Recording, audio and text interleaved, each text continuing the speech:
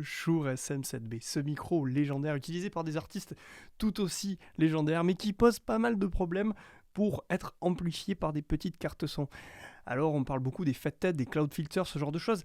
Est-ce qu'on en a vraiment besoin? La réponse dans cette vidéo. Mais avant tout, je dois vous dire bonjour et bienvenue sur la chaîne Tout le monde peut faire de la musique. Une chaîne sur laquelle le jeudi, on parle de tech, on parle de trouvailles. En fait, on n'a pas encore trouvé le nom du concept du jeudi. Du coup, si vous avez des idées en commentaire, mettez-les moi. Mais les trouvailles du jeudi ou les trouvailles de Nico, ça a semblé recueillir pas mal de suffrages, mais je ne suis pas encore convaincu, alors n'hésitez pas. Revenons donc sur notre Shure SM7B qui est actuellement branché dans ma carte son Audient ID14 sur le canal 2 ici et qui est environ aux 3/4 de volume pour entendre ce que vous entendez maintenant.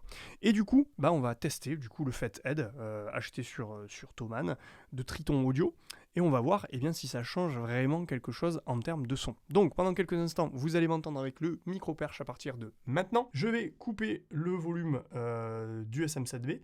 Je vais donc brancher le petit FetHead à la place juste du câble XLR. Donc ce qui est bien, c'est que ça se met directement entre les deux. Voilà. Et lorsque je remets le volume, on va se rendre compte qu'il n'y a pas de son. Pourquoi il n'y a pas de son? Parce que si le SM7B ne nécessite pas d'alimentation Phantom 48 volts, le FetHead la nécessite. Donc du coup, on va l'activer, ça va faire un petit pop. Voilà, petit pop, pas bien. Et là, du coup, c'est parti. D'ailleurs, j'avais pas mis le casque, en fait, j'entendais pas depuis le début ce que ça donnait. Mais là, si je monte un petit peu le volume et que j'active le retour, j'ai pas activé le retour, et là, même quand on est à 0, j'ai déjà du son, alors que quand il n'y a pas le FetHead, à 0, il n'y a pas de son. Et là, forcément, quand je monte, évidemment, on va avoir une montée conséquente de volume. Et si je me mets à niveau équivalent, c'est-à-dire aux 3/4 du son, c'est carrément trop fort. Alors il y a un petit peu plus de souffle aussi, mais du coup on entend effectivement super bien. Donc, il ne faut pas trop faire de pop, sinon ça va vous faire des pop.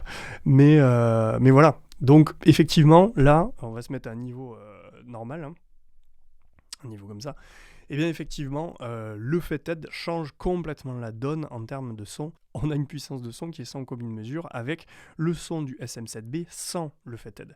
Donc même avec ma carte son, qui est quand même pas mal, la Audient et qui a du punch, ça change quand même la donne. Alors on va tester un autre truc. Je vais rebaisser à nouveau le niveau. Je rebascule sur le micro perche maintenant. Sur la piste 1, c'est le micro perche. Bon, lui, son niveau reste constant. Et là, par contre, c'était le SM7B sans le FetHead. C'est impressionnant parce qu'en fait, on a l'impression qu'il n'y a rien. Pourtant, il y avait quand même du son, normalement. Et quand j'active le FetHead, au début, j'étais à 0, on n'a pas de son, mais en fait, il y en avait un peu.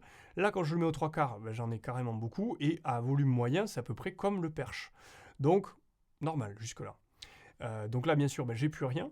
Mais maintenant, ce que je vais vous montrer, c'est que avec ma carte son, j'ai un petit plugin en fait qui s'appelle ID14 et qui va me permettre d'ajouter en fait sur l'entrée 2, qui est l'entrée du SM7B, un plus 10 dB. Donc là, je vais basculer sur le Shure sans le FetHead aux 3/4 comme tout à l'heure. Donc là, on bascule sur le Shure maintenant. Voilà, là c'est bon, il y a du son. Et je vais rajouter le plus 10 dB. Alors je vais quand même écouter ce que ça donne au casque. Voilà, là je m'entends. Et si je rajoute les 10 dB, tac, voilà, forcément le son est plus fort.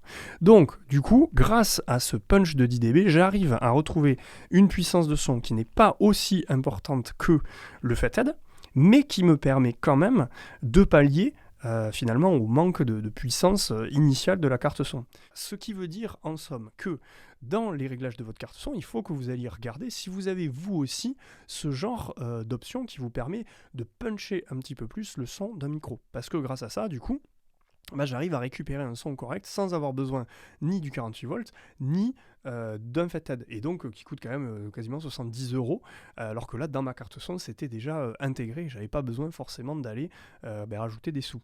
Donc pour répondre à la question initiale qui était a-t-on vraiment besoin d'un Fathead, eh ben, j'ai envie de dire ça dépend de votre carte son. Et moi je vous encourage plutôt à d'abord essayer le SM7B avec votre carte son, à voir si oui ou non il sort un petit peu correctement, si vous avez ce genre d'option en plus avec votre carte son, et sinon effectivement eh ben, faites l'essai. Donc pour ma part je l'ai pris parce que je n'utilise pas le SM7B qu'avec cette carte son, des fois je vais l'amener avec moi pour faire des enregistrements, des voix, ce genre de trucs là, donc il était important pour moi d'avoir le Fathead au cas où.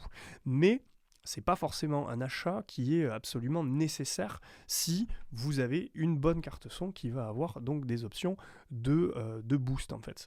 Et quand même un dernier truc qu'il faut dire, il ne faut pas s'amuser à booster numériquement le son de façon trop importante parce que vous allez augmenter le souffle, augmenter la distorsion, et si vous ne maîtrisez pas les choses, ça peut donner du son complètement nul. Et alors vous avez un super micro et vous allez le rendre super nul à cause de ça. Donc on fait attention à pas faire n'importe quoi.